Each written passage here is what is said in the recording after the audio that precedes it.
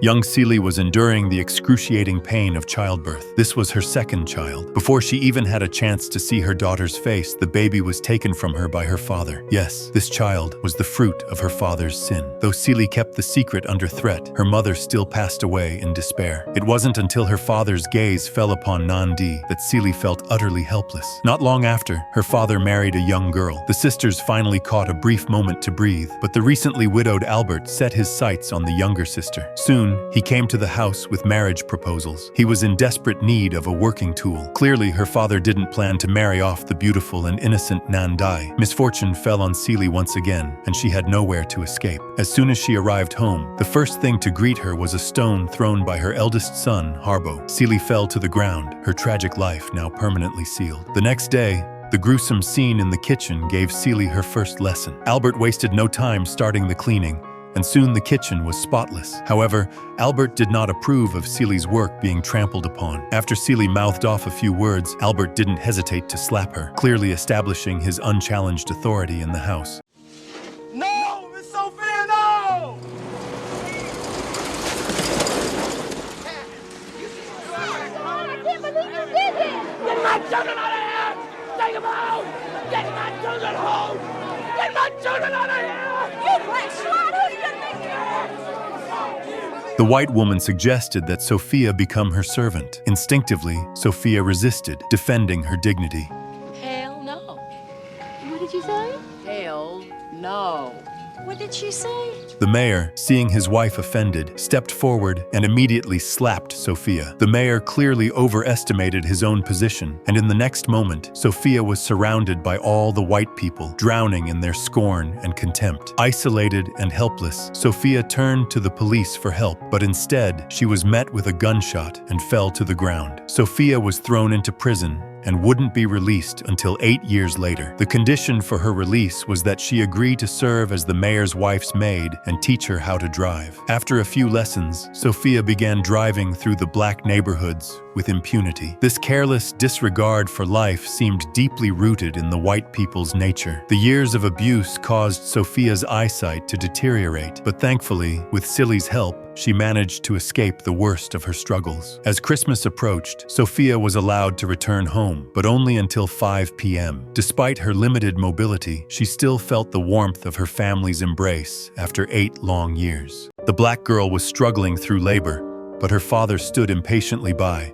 urging her on. With the sound of a sharp cry, Celie finally completed the delivery. This was her second child. However, before she could even take a good look, the baby was snatched away by her father, who threatened her not to tell anyone, because both times he was the one who had caused the trouble. Her mother had just passed away when her father began making inappropriate advances toward her younger sister. Later, when he married a young woman, Celie thought their lives might improve. But at the wedding, Albert, the widowed man, immediately took a liking to the beautiful younger sister. Her father, however, wasn't willing to marry her off. Instead, he suggested that Celie could go. So, Celie, confused, spun around a few times in front of Albert, and just like that, she became his wife. Before she even stepped inside Albert's house, his son welcomed her with a stone. The blow left her head bleeding, and a bright red handprint was left on the stone at the door. That night, Albert unleashed all his frustration on her. She only cared about whether her younger sister was safe. When she saw a photo of a beautiful woman on the nightstand, she couldn't help but wonder who she was,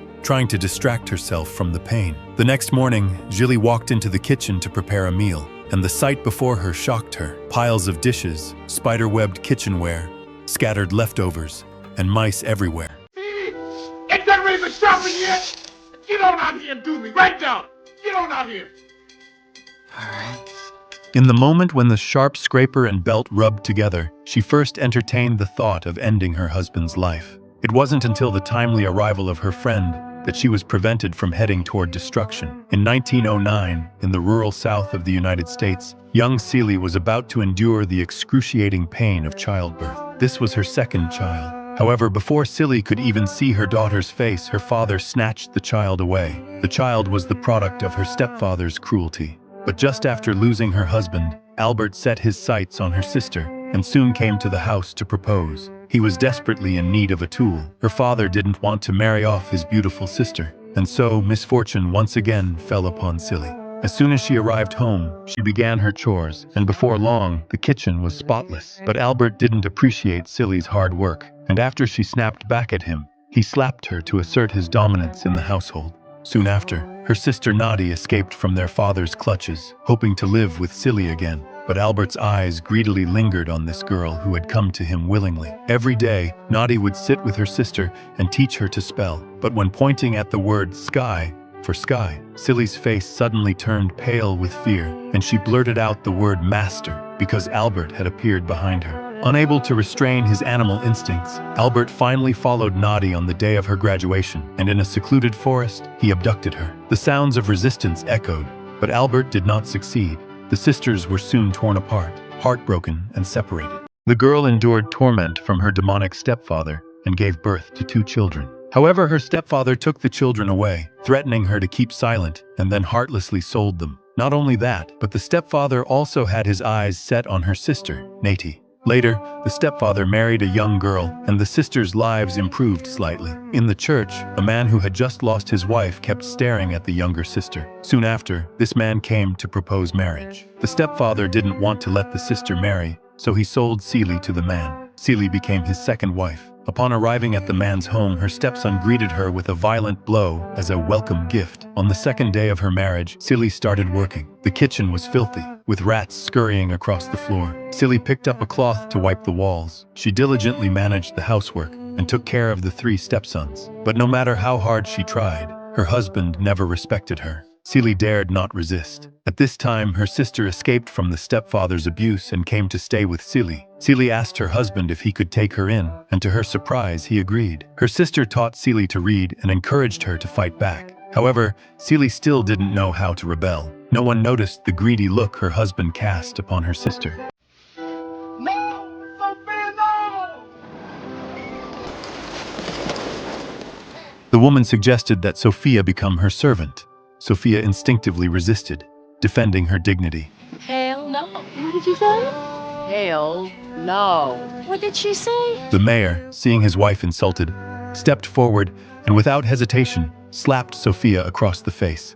The mayor had clearly overestimated his own status. The next moment, Sophia was surrounded by all the white people, engulfed in their scorn and disdain. Helpless, Sophia turned to the police for help, but instead of assistance, she was met with a bullet, falling to the ground. Sophia was thrown into prison, where she remained for 8 years before being released.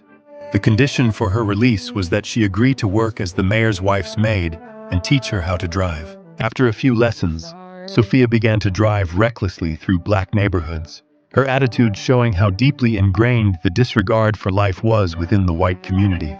Years of torment had taken a toll on Sophia's eyesight, but fortunately, Celie's help enabled her to escape her suffering. When Christmas came, Sophia was allowed to return home until 5 in the evening. Despite her physical limitations, she still felt the warmth of her family's acceptance after 8 long years.